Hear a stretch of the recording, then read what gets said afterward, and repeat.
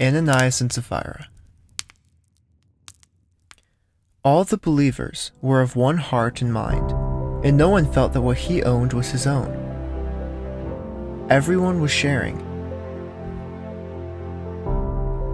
And the apostles shared testimonies about who Jesus was, what he had done, and how God had raised him from the dead.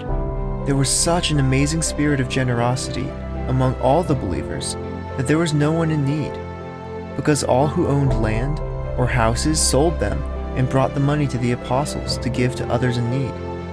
For example, there was a man named Joseph, the one the apostles nicknamed Barnabas, which means encourager.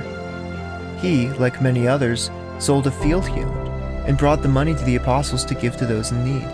Truly amazing generosity.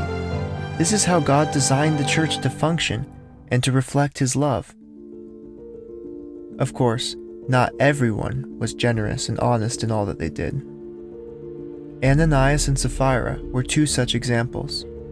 Here's what happened. Ananias, with his wife Sapphira, sold some property, but decided to keep some of the money for themselves. They brought only part of the money to the apostles and then lied about the amount. However, Peter said, "Ananias, Satan has filled your heart.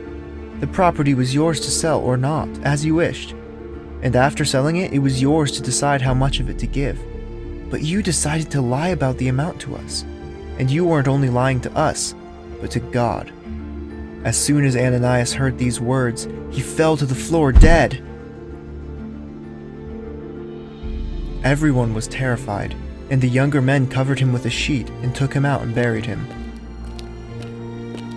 About 3 hours later, his wife came in, not knowing what had happened. Peter said to her, "Tell me, were you given this price for your land?" "Yes," she replied, "we were." And Peter said, "How could you and your husband even think of doing a thing like this? Did you think God's Spirit wouldn't reveal this thing to us, and we wouldn't find out about it?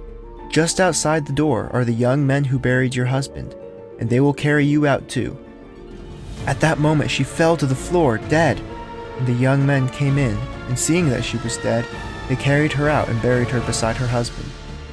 Great fear gripped the entire church and all others who had heard about what happened. That day, the believers learned the importance of honesty.